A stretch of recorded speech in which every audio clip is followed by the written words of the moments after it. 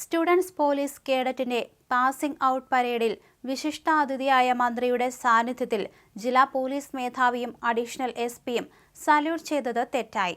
ഇത് സംബന്ധിച്ച് പോലീസ് സേനയ്ക്കുള്ളിൽ വിമർശനം.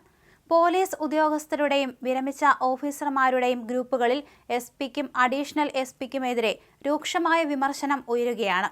Pathanamthitta SP V G. Vinod Kumar, additional SP R. Binu എന്നിവർ ഔദ്യോഗിക ചടങ്ങിൽ നിരുത്തരവാദപരമായി പെരുമാറിയെന്നാണ് ആരോപണം. പോലീസ് സല്യൂട്ടിന് മാനദണ്ഡങ്ങളുണ്ട്. പരിശീലനകാലത്ത് ഏറ്റവും കൂടുതൽ സമയം നൽകുന്നത് സല്യൂട്ട് പഠിപ്പിക്കുന്നതിനു വേണ്ടിയാണ്. പിന്നീട് എല്ലാവരും തങ്ങൾക്ക് തോന്നുന്ന രീതിയിലാകും സല്യൂട്ട് നൽകുക. അതത്ര ശ്രദ്ധിക്കപ്പെട്ടില്ല. എന്നാൽ മന്ത്രി വിശിഷ്ടാതിഥിയായി പങ്കെടുത്ത ചടങ്ങിൽ സല്യൂട്ട് കൃത്യമായ രീതിയിൽ ചെയ്യാതെ വഴിപാട് ആക്കിയതാണ് വിമർശനം. മന്ത്രിക്കൊപ്പം സല്യൂട്ട് സ്വീകരിക്കുന്നവരിൽ എസ്.പി, അഡീഷണൽ എസ്.പി, ഒരു സ്റ്റുഡന്റ് പോലീസ് കേഡറ്റ് എന്നിവർ തെറ്റായിട്ടാണ് സല്യൂട്ട് സ്വീകരിക്കുന്നത്. വേദിയിലുള്ള ഒരു സ്റ്റുഡന്റ് പോലീസ് കേഡറ്റ് മാത്രമാണ് കൃത്യമായ സല്യൂട്ട് അനുവർത്തിച്ചിരിക്കുന്നത്. പത്തനംതിട്ട കത്തോലിക്കേറ്റ് കോളേജ് ഗ്രൗണ്ടിൽ ഇന്നലെയാണ് ജില്ലയിലെ സ്റ്റുഡൻസ് പോലീസ് കേഡറ്റിന്റെ പാസിംഗ് ഔട്ട് പരേഡ് നടന്നത്. മന്ത്രി വീണ ജോർജ് ആയിരുന്നു മുഖ്യാതിഥി.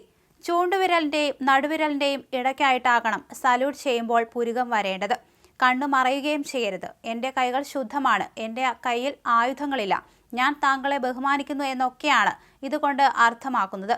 കൈത്തണ്ട ത്രികോണം പോലെ വന്ന് നിൽക്കണം. കണ്ണു മറയ്ക്കാനും പാടില്ല. ഇവിടെ വേദിയിലുള്ള മന്ത്രി വരെ സല്യൂട്ട് കൃത്യമായി സ്വീകരിക്കുന്നുണ്ട്. എസ്.പി കണ്ണു പൂർണ്ണമായി മറച്ചാണ് സല്യൂട്ട് ചെയ്യുന്നത്. വിരലുകൾക്കിടയിൽ വിടവുമുണ്ട്. ഏറ്റവും ശേഷം അഡീഷണൽ എസ്.പി ആർ. ബിനുവിന്റെ സല്യൂട്ടാണ്. മേൽപ്പറഞ്ഞ യാതൊരു മാനദണ്ഡവും അദ്ദേഹം പാലിച്ചിട്ടില്ല. പോലീസ് ഗ്രൂപ്പുകളിൽ വിമർശനം നിറയുകയാണ്.